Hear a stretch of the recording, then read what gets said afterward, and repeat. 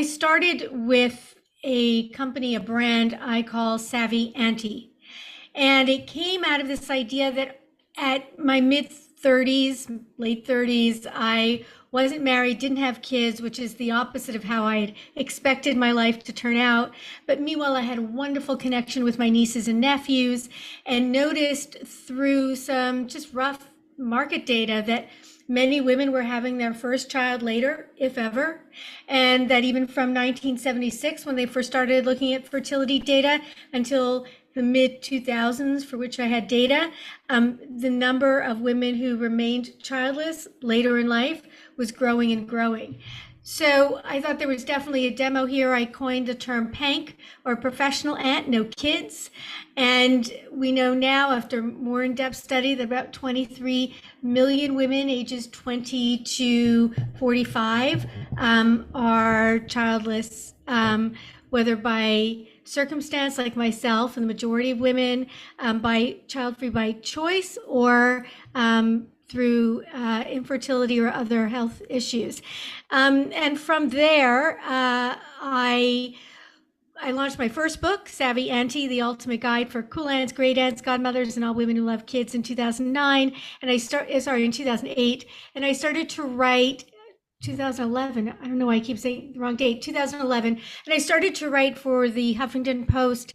And I was writing very vulnerable, honest essays about what women, generally more so college educated, higher income women, how many of us remaining single and childless later than we expected.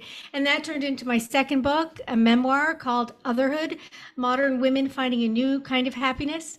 And where I show, what is going on with this demographic, from dating through decisions about having children on their own, etc.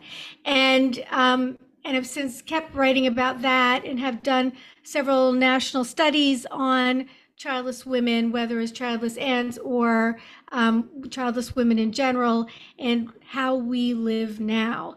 So I've been very interested in this topic for, I don't know, about 15 years now, and very interested to see how others are also becoming educated about this topic, whether because they are part of that zeitgeist themselves, or they are people who are looking at this data, looking at population, and just socially, society in general. So I'm always happy to talk about this topic. So thanks again for inviting me on to do so. No, I really appreciate this. And what I want to move to is fundamentally the way the way I see the issue presented primarily is declining birth rates. And I think there's different ways of looking at it. There's declining birth rates. You mentioned, before we started talking, you mentioned Stephen J. Shaw. I'm hoping to interview him soon. He has this concept called birth gap. And I recommend people look him up, and maybe I'll put a link to him in the description below. The common perception is that we're having smaller families. And Stephen presented in whatever I saw him talking about, that actually the mothers have the same number of children. There's a greater share of women who are not having children.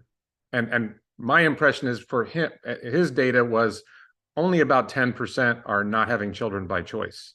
Correct. 90% or so of women who are childless wanted to have children. And there's a parallel for men, by the way, for men who are watching. There are men who get to a certain age and they realize they're childless. I feel like you mentioned PANK, the age range was like 20 to 43. And I don't think... To 45. Well, that's just because we're looking at women and fertility. I mean, I'm in my 50s, so I certainly count myself in that demo. But, it's harder and harder to have really quantifiable data around that. But certainly we know that about 20% of women don't have children by the end of their fertile years. Okay, so let's start with this question. Birth rates are declining. Is it fair to say, or does it seem accurate, Stephen's contention, that it's not that we're having smaller families, it's just more women and men are not having children? Yes. And he did wonderful. Yeah, birth birthgap.org. He has I think you can watch the first of 3 of his documentaries for free. Yeah, and I don't know where this data is, so, but I think you mentioned maybe in the first one so people can see that. Yeah, women are having children at about the same rate. The difference is that more women are not having children. Again, we're focused on women because these numbers are calculated based on birth rates, and of course, women are the ones to have children. So yes, in fact, that's what it is. There's also this. Women are having their first child later than ever. So today, a woman is more likely to have their first child in their 30s than in their 20s. Right. So we have an elongated lifespan without children. And in fact, the only cohort of women who are having more children, meaning where there's actually an uptick in women having children, is women at the end of their fertile age. So whether that's happening because they have finally found a partner with whom to have children, or because they've decided to have a baby on their own, or because they already have children and they're with their husband and they had another child, or also women, the older women are in their fertile age, the more likely they are to have multiples. That's why we see more twins and triplets on the street these days. So a lot of factors that go into that. Right. Let me just clarify for people who are watching, I feel like I haven't been clear. The average woman who has children has something like 2.4 children in America, and different countries have different numbers, but it's something like that. So, and the proportion who have 4 or more children is the same as it was 50 years ago, and the average of 2.4 is the same as it was 50 years. Roughly, these numbers are similar. It's just that 30 years ago, 1 in 20 women were childless at, let's say, the age of 40, and today it's 1 in 3 women are childless at the age of 40. I don't know if I'm in the ballpark of correct. Well, I think the latest birth rate for the U.S. is actually 1.6 children. Right. But that's of women. That's of all women. That's of women who have. Yes, I believe you're right. That's a very good question. I believe that's of all women, true, and fewer women are having children. However, in terms of the women who don't end up having children, it's of women of fertile age, again, because that's what we know. About 20% don't have children. Okay. And yeah. Go ahead. So one in 5. So I just wanted to ask you, what's your perception? You've studied this and researched this for years now. Why has the percentage of women who end up childless, why has that percentage grown? Mm-hmm. And that's probably a big question, but it's a big question, and there are a lot of factors. So in every educated society, over decades, the more educated women are, the fewer children they have. Not that they don't have children, but the fewer children they have. Well, wait, let's take a step back on that. Sorry. Okay. The smaller share of women have children.